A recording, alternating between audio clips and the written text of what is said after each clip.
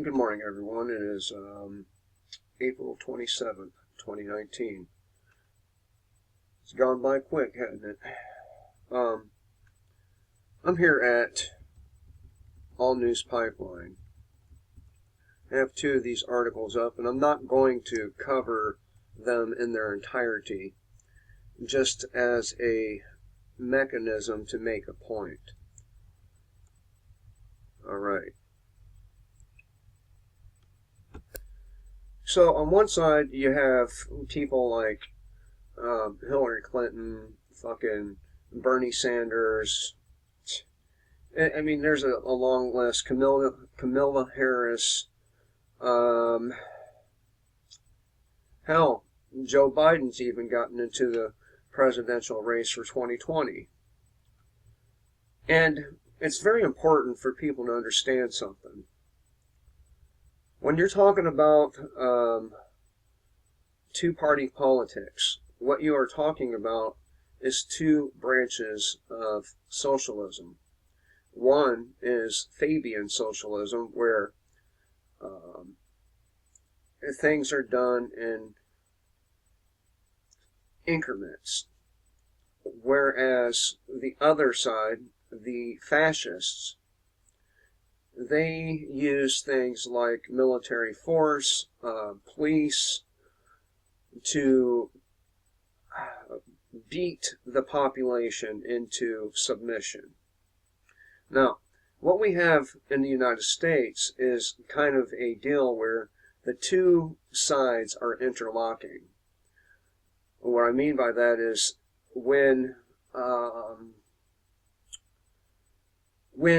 legislation that is unfavorable to freedom is passed, it takes each of these sides to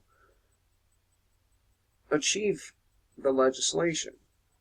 And it takes a presidential signature, right? President has veto power, so if he doesn't like one thing or another regarding any kind of bill, well, he has the option to veto it. So the Fabian socialists and the fascists, they are interlocking. They work together. So it says, time to prepare for the ultimate fallout. Radicalized Americans promoted by the media increasing attacks against conservatives. The 2020 election will be the tipping point. Now, I've talked a lot about these increasing attacks. And it's not against just conservatives. It's against anyone with pale skin. You do not have to be a conservative to be targeted by these people. And vice versa. You don't have to be a liberal to be targeted by the conservatives in some way. So, here's what Susan Duclos has to say. I'm going to hit the first couple, maybe 3 paragraphs here, maybe more, but not the whole thing. Democrat presidential candidate Bernie Sanders plans to allow incarcerated felons to vote from behind bars, including people like Boston Marathon bomber, and I can't pronounce their names, so I'm just going to call them Boston Bombers. Even though I really don't believe that whole thing added up, just like most of the other events in this country. If he should win the 2020 election, while another Democratic presidential candidate, Camilla Harris, plans to gut the Second Amendment right to bear arms via executive order if she should win. And this comes from a woman who says she carries a gun for personal safety. So do I. Personal safety. My children's safety, which is far more important than my own. I've had 46 years on this planet, whereas my daughter has only had 8, and my son 15. and my other son 8, or I'm sorry, 9, and my other son 19. So the list of radical ideas and proposals coming from the progressive left are being promoted heavily by the liberal media as they continue to encourage violence against conservatives by constantly maligning, labeling, and inciting their liberal viewers, readers, to outright violence against Republicans, Trump supporters, and Christians. And it's true. But it's not only these groups. I have a Punisher sticker on my truck, and it has a little rebel flag on it. Anyone can get behind me, any social justice warrior, and see this, and they can follow me, and I would be a target of them.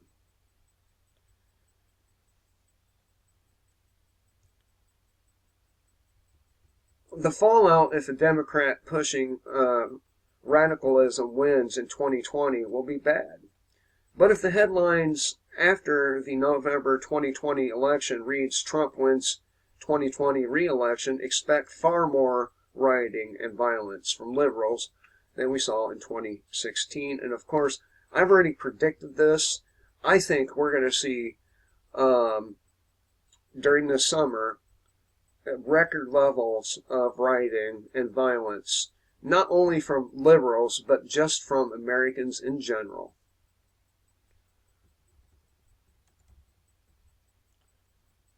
They hold the idea, the libs, that we should abolish ICE. We went without ICE for such a long, long time, and is a fairly recent government agency. Now, conservatives preach about wanting small government, and yet they favor adding yet another agency that makes the government even bigger. Just another lie I thought I would point out to you. Let's see if any of these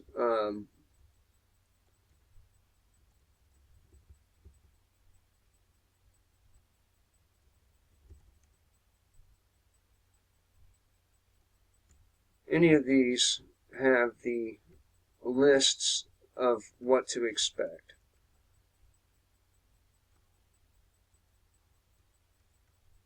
But you can see right here in the headlines screenshot.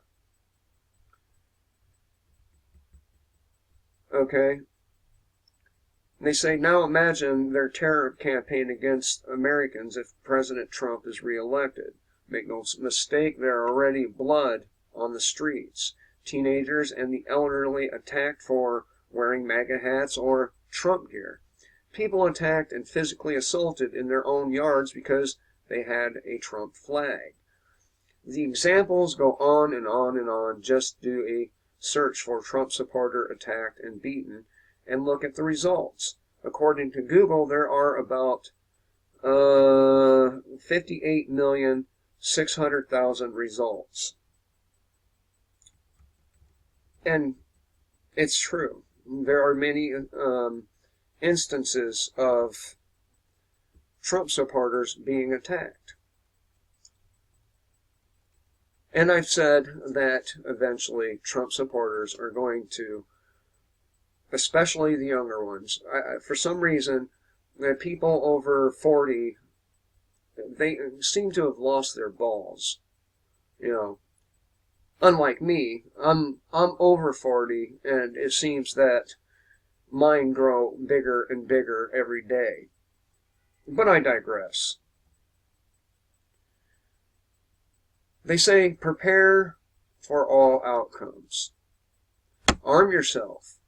Get trained in the use and safe handling of weapons, just in case Harris wins and comes for your weapons.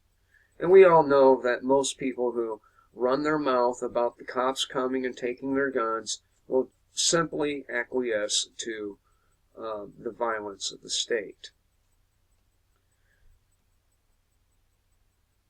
And then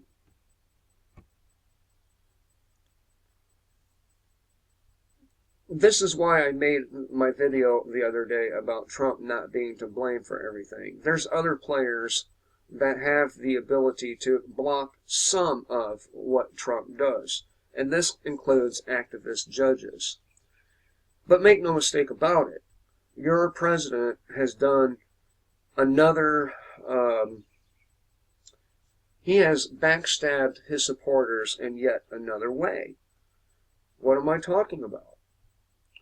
Well, if you search Trump MMR vaccines, you'll find out just what I'm talking about, because now Trump has come out and said that parents really need to get their children injected with these toxic cocktail of chemicals for the sake of public safety. So, how many times does he have to betray his voter base before they understand? How many times do we got to go through these people, you know, like the Bushes, the Clintons, the Obamas, the Trumps, so on and so forth, before they understand that these two camps are interlocking, they work with each other on legislation, and when a conservative votes for legislation that is favored by liberals, the liberals turn around and vote for legislation that is favorable to conservatives. There is no actual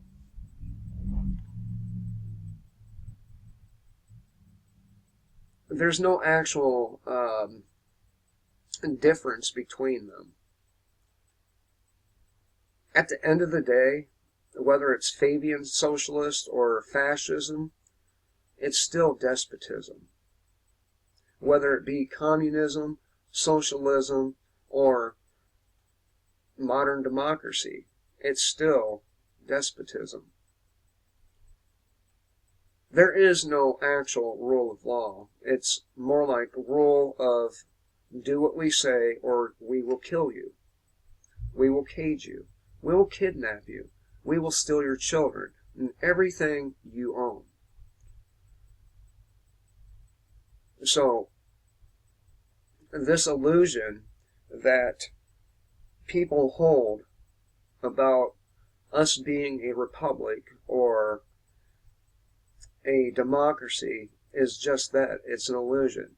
Remember, North Korea, China, and many others on this planet are called republics. And they have been just as corrupted and destroyed as the United States. They were there long before us. But I venture to say we're among the worst in the world now.